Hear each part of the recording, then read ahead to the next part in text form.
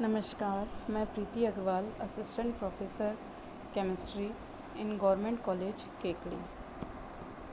आज हम BSc second year में थर्मोडायनामिक्स फर्स्ट पढ़ेंगे। ऊष्मागतिकी विज्ञान की वह शाखा है जिसके अंतर्गत हम होने वाले विभिन्न एनर्जी चेंजेस का अध्ययन करते हैं, या कहें जिसके अंदर हम ऊष्मा का ऊर्जा के अन्य रूपों के साथ क्वांटिटेटिव रिलेशनशिप का अध्ययन करते हैं।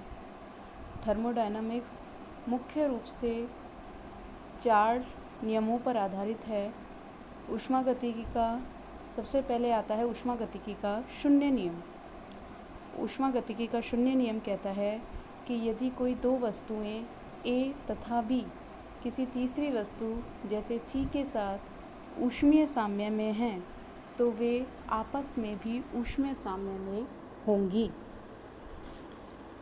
ऊष्मागतिकी का प्रथम नियम, यह नियम ऊर्जा संरक्षण सिद्धांत पर आधारित है।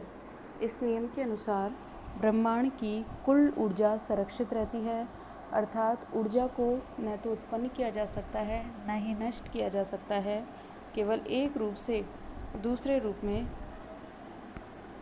परिवर्तित किया जा सकता है। अगर हम इसका गणितीय रूप देखें तो delta E is equal to Q plus W। यहाँ डेल्टा E आंतरिक ऊर्जा में होने वाला परिवर्तन है, Q अवशोषित ऊष्मा और W सिस्टम द्वारा किया गया कार्य है। उसके बाद नेक्स्ट आता है सेकंड लॉ। इस नियम के अनुसार किसी भी ऐसी मशीन का निर्माण असंभव है जो दी गई ऊर्जा को बिना किसी ऊष्मा में बदले हुए पूर्ण रूप से कार्य में परिवर्तित कर दे, या कहें ब्रह्मांड की एंट्रोपी लगातार बढ़ रही है। उसके बाद ऊष्मागतिकी का तृतीय नियम। इस नियम के अनुसार किसी भी पूर्ण क्रिस्टलीय पदार्थ की परम ताप से मतलब है 0 केल्विन ताप पर एंट्रोपी का मान 0 होता है।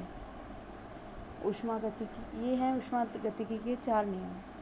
थर्मोडायनामिक्स पदार्थ के मुख्य रूप से मैक्रोस्कोपिक प्रॉपर्टीज़ जैसे टेम्परेचर, प्रेशर, वॉल्यूम, एनर्जी आदि के बारे में बताती है, लेकिन इसका एक डीमेरिट ये है, यह किसी भी मॉलिक्यूल या एटम की इंटरनल स्ट्रक्चर के बारे में हमें कोई भी जानकारी प्रदान नहीं करती है। अब उसके बाद हम देखें थर्मोडायनामिक्स टर्म्स, तो 2 टर्म्स मुख्य रूप से आप इसमें पढ़ेंगे, सिस्टम और सराउंडिंग, जिनसे बनता है हमारा यूनिवर्स अर्थात ब्रह्मांड। तो यूनिवर्स का वह भाग जो किसी थर्मोडायनामिक स्टडी के लिए सेलेक्ट किया जाता है, चुना जाता है, उसे सिस्टम, तंत्र या निकाय कहते हैं, और यूनिवर्स का बाकी का शेष भाग सराउंडिंग कहलाता है।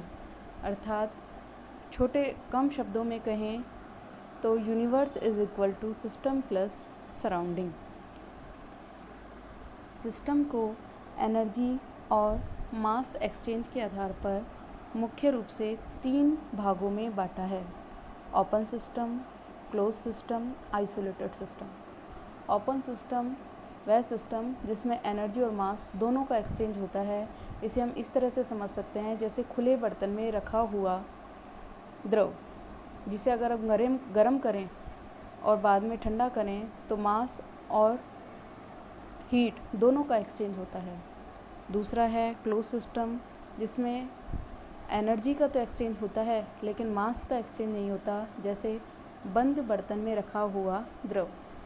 तीसरा आइसोलेटेड सिस्टम, हिंदी में इसे विलगित निकाय कहते हैं, जिसके अंदर न तो हीट एक्सचेंज होता है न ही मास एक्सचेंज होता है। फॉर एग्ज़ाम्पल थर्मस में रखा हुआ द्रव। अब नेक्स्ट है प्रॉपर्टीज़ ऑफ सिस्टम। सिस्टम की प्रॉपर्टी मुख्य रूप से 2 प्रकार की होती हैं, एक्सटेंसिव प्रॉपर्टी और इंटेंसिव प्रॉपर्टी। एक्सटेंसिव प्रॉपर्टी जो पदार्थ के अमाउंट पर डिपेंड करती है। यदि अमाउंट ज़्यादा होगा तो उसका मान ज़्यादा आएगा, और अगर अमाउंट कम है तो इसका मान कम आता है। For example volume, mass, energy, heat capacity, internal energy आदि। दूसरा है इंटेंसिव प्रॉपर्टी, जो अमाउंट पर डिपेंड नहीं करती, यह पदार्थ का अंतर्निहित गुण होता है। For example density, surface tension, viscosity, pressure, temperature, dipole moment, specific heat आदि। उसके बाद आते हैं थर्मोडायनामिक प्रोसेस, वह ऑपरेशन जिससे सिस्टम एक अवस्था से दूसरी अवस्था में परिवर्तित होता है। इसमें पहला है आइसोथर्मल प्रोसेस। इस प्रोसेस के दौरान टेम्परेचर कांस्टेंट रहता है। चूँकि इंटरनल एनर्जी भी टेम्परेचर पर डिपेंड करती है, इसलिए आइसोथर्मल प्रोसेस में इंटरनल एनर्जी में होने वाला चेंज भी 0 होता है। दूसरा आइसोबारिक प्रोसेस, वह प्रोसेस जिसमें ऑपरेशन के दौरान प्रेशर कांस्टेंट रहता है। थर्ड आइसोकोरिक प्रोसेस, वह प्रोसेस जिसके अंतर्गत वॉल्यूम कांस्टेंट रहता है। चूँकि कार्य आयतन पर डिपेंड करता है, इसलिए आइसोकोरिक प्रोसेस के दौरान किया गया कार्य 0 होता है। नेक्स्ट एडियाबैटिक प्रोसेस, ये इम्पॉर्टेंट है। एडियाबैटिक मतलब रुद्धोष्म प्रक्रम, वह प्रक्रम जिसके अंतर्गत होने वाला ऊर्जा परिवर्तन 0 होता है। न तो एनर्जी ली जाती है, न ही एनर्जी दी जाती है। उसे एडियाबैटिक प्रोसेस कहते हैं। D is equal to 0। फिर नेक्स्ट है साइक्लिक प्रोसेस। साइक्लिक प्रोसेस वह प्रोसेस जिसमें सिस्टम एक अवस्था से शुरू होकर विभिन्न अवस्थाओं से गुजरता हुआ वापस अपनी प्रारंभिक अवस्था में आ जाता है, उसे साइक्लिक प्रोसेस कहते हैं। इस प्रोसेस के दौरान इंटरनल एनर्जी, आंतरिक ऊर्जा में परिवर्तन 0 होता है। नेक्स्ट रिवर्सिबल प्रोसेस, ये प्रोसेस अत्यंत धीमी गति के साथ होते हैं, तब जिसमें सिस्टम सराउंडिंग के साथ थर्मल इक्विलिब्रियम की कंडीशन में होता है। थोड़ा सा भी परिवर्तन करने पर इसकी दिशा परिवर्तित हो जाती है। इस प्रक्रम के द्वारा हम अधिकतम कार्य कर सकते हैं और यह प्रक्रम बहुत छोटे छोटे पदों में संपन्न होता है। उसके बाद नेक्स्ट है इरिवर्सिबल प्रोसेस।